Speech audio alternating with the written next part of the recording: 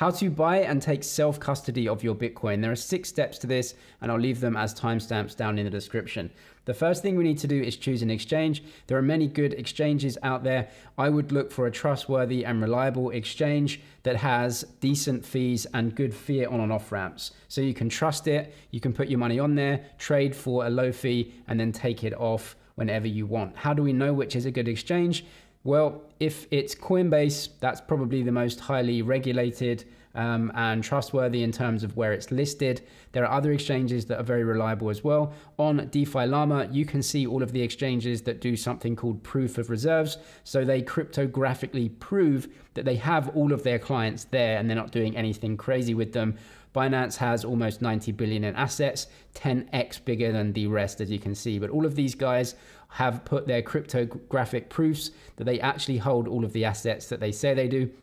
If you click into this, you can see all of the client assets there that are being held across different chains, mostly BNB coin, USDT, BTC, etc. So you can see that and verify on chain. And I'll leave some links in the description to some exchanges I use. They give, deposit, trading bonuses and everything. So check those links in the description. So once we choose an exchange, we need to get fiat currency on there in order to swap. And I'll show you on Binance here, but it's a very, very similar process no matter what exchange that you have. There's 2 ways to buy Bitcoin and other crypto. You can deposit fiat currency through a bank transfer. That's going to be the cheapest.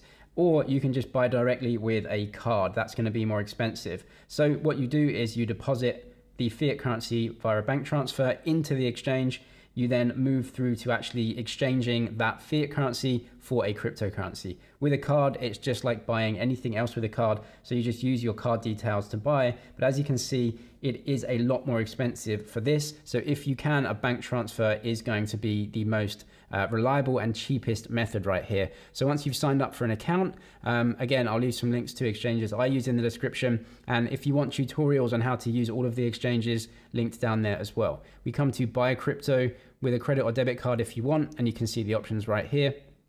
So what we can do is go and buy an amount with USD. If you have a card in USD or another fiat currency, you can choose them all here. Choose the amount that you want to buy and choose the cryptocurrency that you want to buy, and it will go through. That's just like a card purchase on any other website. You can press continue, put your card details in. As you can see right here, you can either pay with Google and Apple Pay as well, which is obviously simple, but this is an expensive way to do it. So there are other options. If you have currencies that are supported for bank transfer, you can actually do a bank transfer. So choose a currency that is supported, and we can go to a bank deposit right here. So we can do a GBP deposit and a bank transfer through Faster Payments. So you can choose how much you want to deposit right here.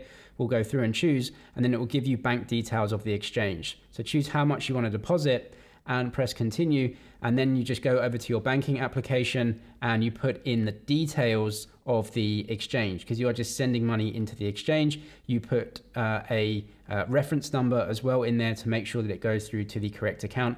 Once you have your assets on the exchange right here, then you can go through and swap them for a cryptocurrency. Every exchange is going to be the same. There is a trading screen where you can go to trade your fiat currency for crypto. So we're going to go over to trade right here on Binance. Other exchanges will have a similar tab. Then we can go to spot trading. This is where you swap 2 currencies and you have complete ownership and control of them the whole time. And so on the right hand side on Binance, we can see the trading pairs. So what we're going to do is search for BTC and Bitcoin trading pairs.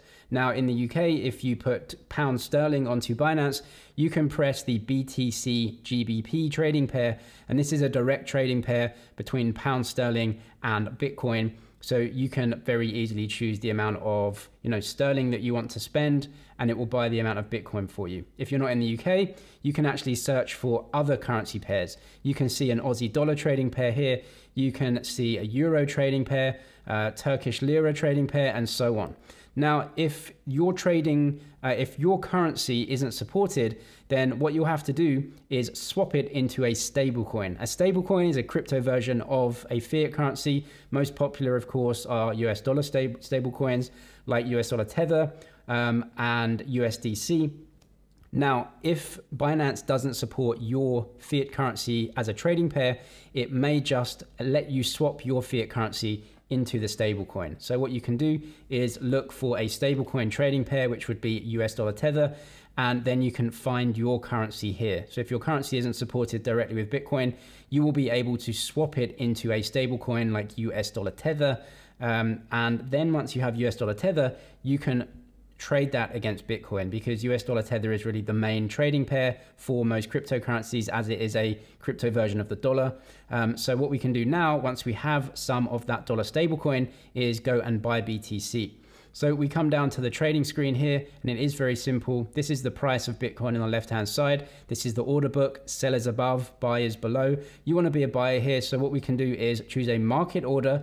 And with a market order, you don't choose the price that you trade at, you just choose the amount of currency that you're spending. So I can put, let's say, $50 in here, and I can just press buy BTC, and I'm going to just get whatever trading price it is at the time, which as you can see is around 24,275. Or I can choose a limit order where I choose the price that I pay. So I'm going to go limit order here, and I'm going to choose to spend $50. As you can see up here, I can choose the price that I pay now. So what if I want to actually pay 20,000 for my BTC? Will it let me actually buy at that price? Well, I can put a limit order in. So I'm going to just press buy down here. And as you can see, my limit order comes in onto the system. I am a buyer of BTC at 20,000, as you can see, and I have a limit order, which is way down here on the order book somewhere at 20,000, and it's waiting to get executed. The price is 24,000, so I can't trade right now. So I can do one of two things. I can come down and edit the price that I want to pay and make it a lot closer to the actual price. So let's say 24,250. That would edit me to that limit price, and I've got a much better chance of it happening because the price is quite near, and as you can see, it moves around quite a lot. Or I can just cancel this order, which is just above my head right here, just a bin icon, and that cancels the order. But a limit order is usually better, because what you can do is just put the order in a little bit below the mid price, which is this, and as you can see, the price jumps around, so you'll get a little bit of a better price if you use limit orders. Market orders, you don't choose the price, you usually get a little bit of a worse trade. Market order is like exchanging at the airport. Limit order is like haggling in a shop. Haggle a little bit for your price and you will get a better price most of the time. Now that we own some Bitcoin, we can take self-custody of it by using a blockchain wallet. There are two types of wallet. There are software wallets, which are completely free to use. These are applications you can download on your phone. And there are hardware wallets, which are a bit safer. They are like USB sticks, and they hold your private keys and your password offline to make it a bit safer. These can run you about $50 to $100. All wallets are essentially the same though, in that they create a blockchain wallet for you to use and take self-custody of your assets. So what we're going to do is just search for a crypto wallet right here in the App Store. It's the same for Android as well, and you see some options right here. Coinbase Wallet and Trust Wallet are the two most popular. They both let you hold BTC. Coinbase, obviously by Coinbase Exchange, and Trust Wallet is operated by Binance. However, very, very different is that these wallets are not the exchanges. These wallets are just software. They're completely decentralized, and you have complete control of your assets on them. Even though they're developed by the centralized exchanges, they have no control over the assets that you hold in here. These can be likened to a browser. When you use Chrome, Google doesn't control what you're doing on Chrome, but you can access the internet through it. These are the same. You can access the blockchain through these applications, and you can use them to take custody and get a wallet address. I've got step-by-step guides on how to set these wallets up, so I'll link those in the description as well. But now that we have BTC, we need to withdraw it to our blockchain wallet. So we're going to come to BTC here and just press withdraw, as you can see, and it takes us to the withdraw page. Now we need to enter an address, which is our wallet address, and we need to use the network, which if you're using Bitcoin, you will be wanting to use the Bitcoin network so you can store it on that network. So choose that as a network, and then we need our address. So what we can do once you set up a wallet, I'm just going to show you Trust Wallet right here. You will have an address for your BTC. If you can't see Bitcoin as an option in here, go to the top right and choose Bitcoin or search for BTC, as you can see, and just toggle that on. Now you can click into Bitcoin and it says receive. So we can click on receive here. And now this is my wallet address. This is unique to you and you can have self-custody right here. So we're going to click copy, and we've copied that address. We go back to our Binance and we paste that address in right here. And it's going to tell us that we can withdraw the amount of Bitcoin that we have. And it's also going to say, you have to pay, as of making this video, $4.85 to use the Bitcoin blockchain. This is a blockchain fee where you're taking it out of Binance's wallet into your own wallet, and so you do have to pay a blockchain fee right here of around $4.85. So once you've got that done, you can then just press withdraw, and it's going to withdraw that out to your wallet address as whatever that you've set up. And as you can see, I've got some funds on here in my wallet address. This is a software wallet. It's better than an exchange in terms of custody, self-custody here, but hardware wallets are much better than that still, and check those videos to understand why. That's buying and taking self-custody of your Bitcoin, but if you want to use Bitcoin as a payments network as well, some other options are in existence right now. The first one is the Bitcoin Lightning Network. The Lightning Network is a layer 2 on top of the Bitcoin network. So you have Bitcoin down here that you have your assets on. This is a super safe, strong network. On top of this, you have Lightning Network, which is much faster and cheaper.